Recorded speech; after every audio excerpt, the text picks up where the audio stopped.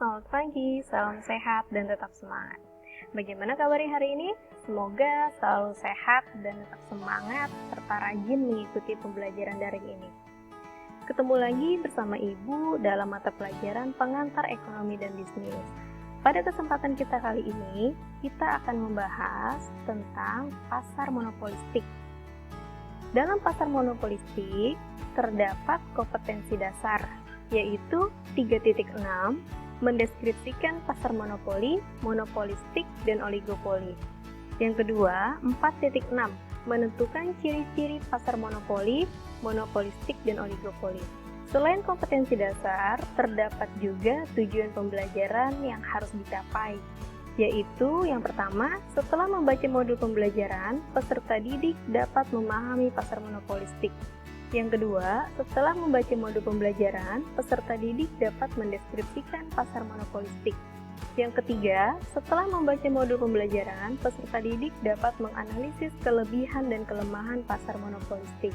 Yang keempat, setelah membaca modul pembelajaran, peserta didik dapat menentukan ciri-ciri pasar monopolistik. Dan yang terakhir, setelah membaca modul pembelajaran, peserta didik dapat memberikan contoh pasar monopolistik dengan benar. Sekarang kita masuk dalam pasar monopolistik. Pasar monopolistik mempunyai pengertian tersendiri, yaitu merupakan jenis pasar yang memiliki banyak penjual atau perusahaan yang menjual hampir serupa namun tidak sama. Bisa berbeda dari coraknya, dari kemasannya, dari rasanya, ataupun hal-hal lain.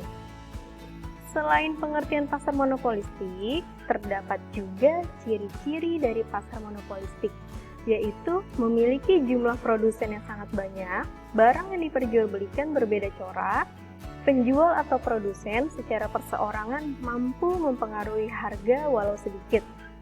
Perusahaan yang baru akan lebih mudah masuk ke pasar persaingan monopolistik dibandingkan masuk ke pasar monopoli dan oligopoli.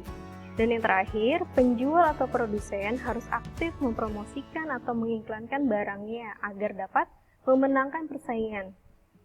Dalam pasar monopolistik, peran iklan sangat aktif agar konsumen dapat mengetahui produk dari perusahaan yang mengeluarkan produk tersebut. Selain itu, terdapat juga kelebihan pasar monopolistik. Yang pertama, pembeli dapat bebas memilih karena terdapat berbagai bentuk pilihan, mengingat jumlah penjual yang banyak.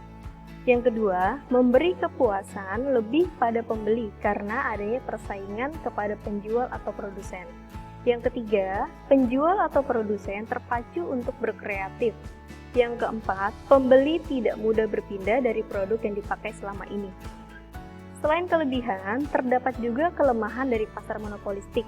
Ada 4 kelemahannya. Yang pertama, biaya mahal untuk ke pasar monopolistik karena untuk masuk pangsa pasar tertentu dibutuhkan riset dan pengembangan produk. Yang kedua, persaingan sangat berat karena pasar biasanya didominan oleh produk-produk yang telah ternama. Yang ketiga, tingkat persaingan yang tinggi, baik dari segi harga, kualitas, maupun pelayanan.